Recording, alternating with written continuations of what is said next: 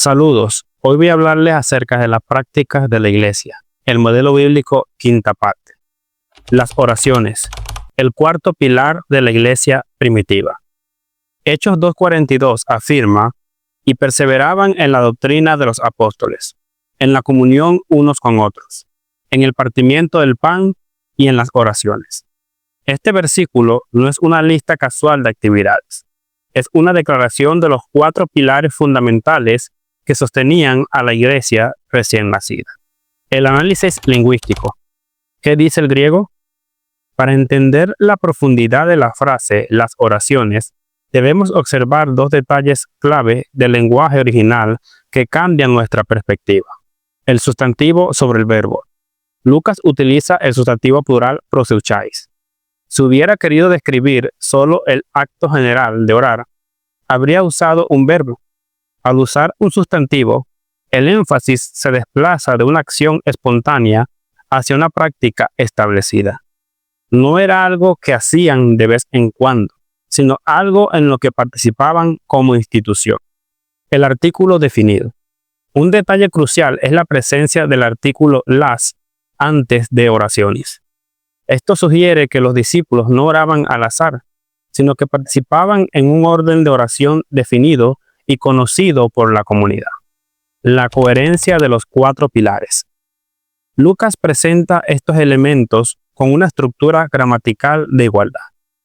Al utilizar cuatro sustantivos, los coloca al mismo nivel de jerarquía y autoridad.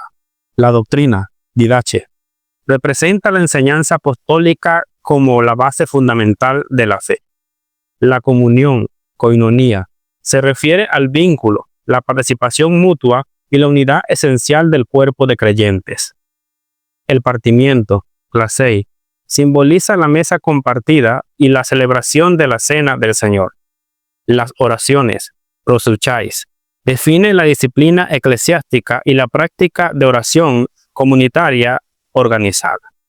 Al presentarlos así, Lucas nos enseña que la oración no era un relleno entre actividades, sino una columna tan sólida y necesaria como la doctrina misma. No son acciones aisladas. Si Lucas hubiera optado por verbos, enseñaban, compartían, partían, oraban, el énfasis recaería en la actividad humana del momento. Sin embargo, al emplear sustantivos, establece pilares institucionales, las columnas fundamentales que sostienen el edificio de la fe. Ninguna es secundaria.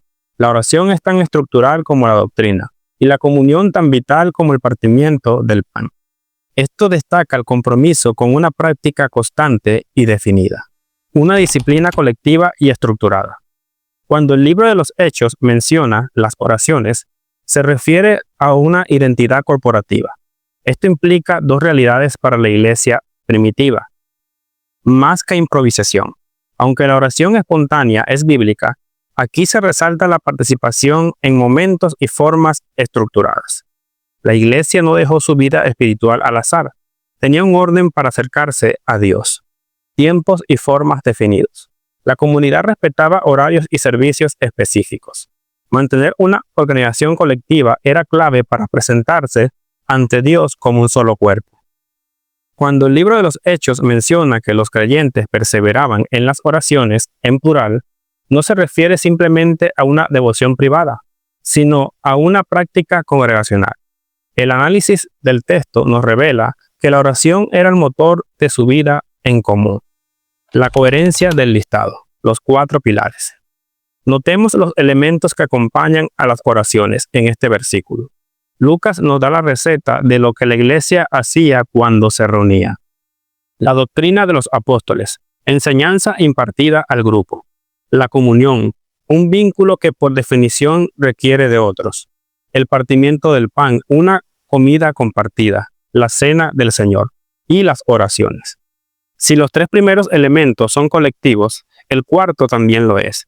La oración era una de las columnas que sostenían la reunión de los santos. El mismo capítulo refuerza esta idea de una acción corporativa. En el versículo 44 dice que todos los que habían creído estaban juntos. En el versículo 46 destaca que perseveraban unánimes. Lucas no nos está hablando de una suma de oraciones individuales, sino de una iglesia que oraba con una sola voz. La oración no era solo un deber personal, sino la identidad de una comunidad que se movía en un mismo sentir.